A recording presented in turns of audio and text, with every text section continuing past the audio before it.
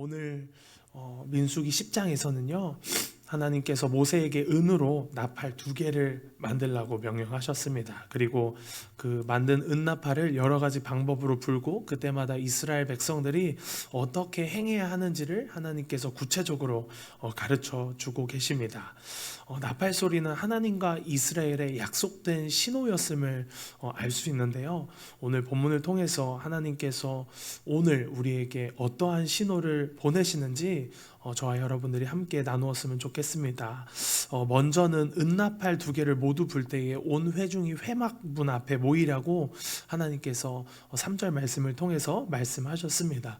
이같이 이스라엘 백성들이 회막문 앞에 모여야 했던 이유는요, 하나님의 말씀을 듣기 위해서였습니다.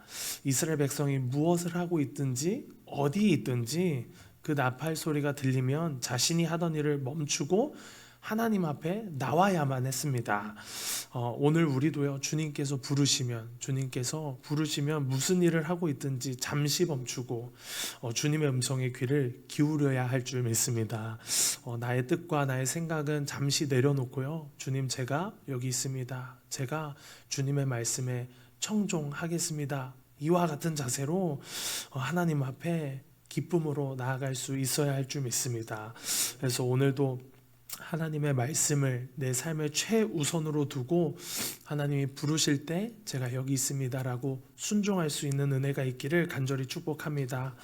두 번째로 5절 말씀을 보시면 하나님께서는 나팔을 크게 부는 소리를 들으면 행진을 시작하라고 명령하셨습니다.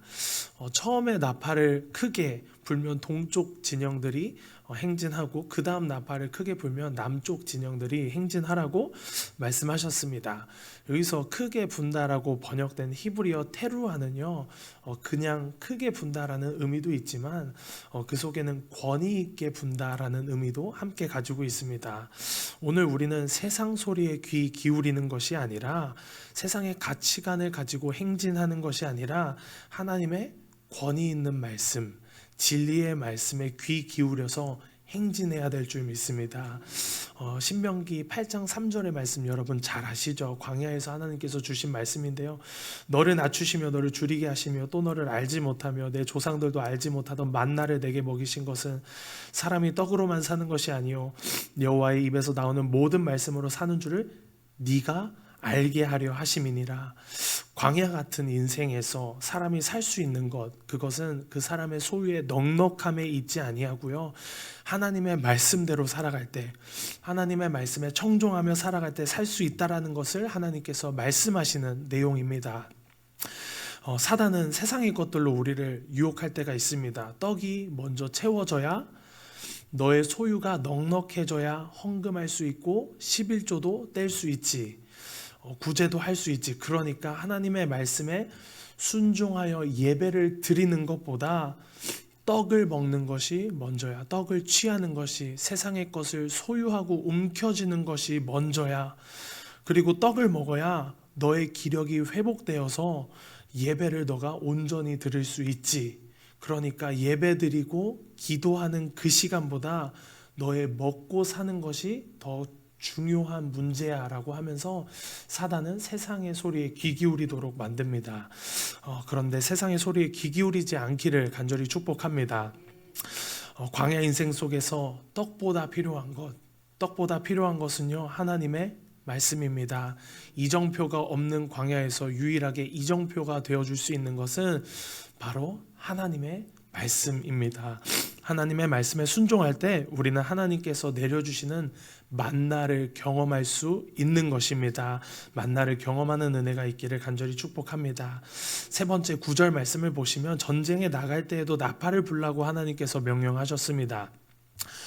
대적이 이스라엘을 공격하고 괴롭혀서 또 이스라엘 백성이 그들과 맞서 싸워야 할 때 나팔을 크게 불면 하나님께서 그 나팔 소리를 들으시고 이스라엘을 기억해 주시겠다고 약속하십니다. 뿐만 아니라 이스라엘을 괴롭히는 대적에게서 구원해 주시겠다고 약속하셨습니다.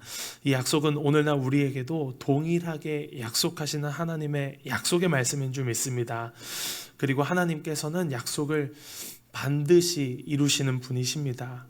우리를 삼키려는 사단의 세력과 죄악의 세력과 맞서 싸우기 위해서는 우리는 나팔을 불어야만 합니다.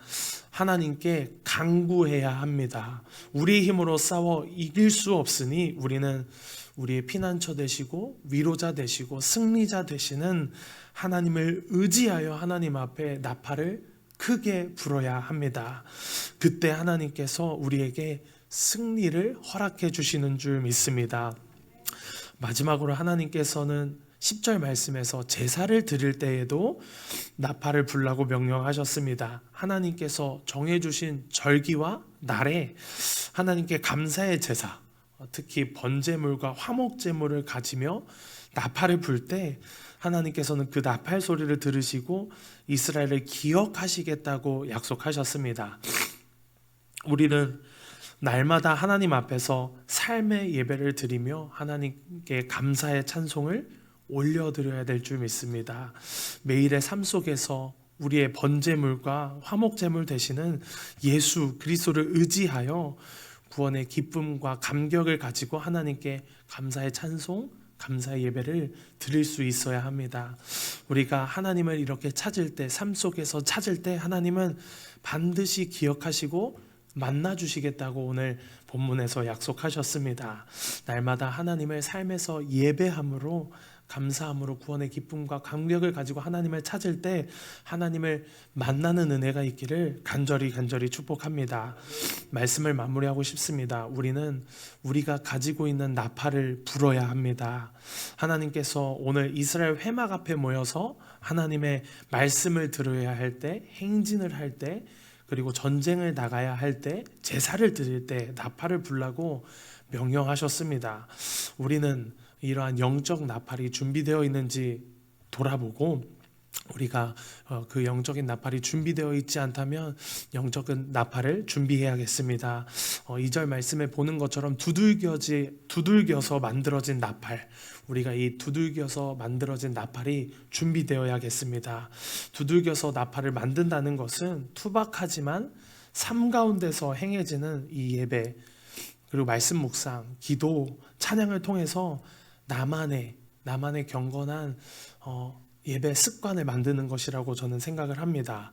그래서 예배의 나팔, 말씀 묵상의 나팔, 기도의 나팔, 찬양의 나팔을 오늘 우리는 하나님 앞에서 불어야 합니다. 그때 하나님께서 기억하시고 우리와 함께 하시고 우리의 모든 생활 가운데 도와주시겠다고 약속하셨습니다.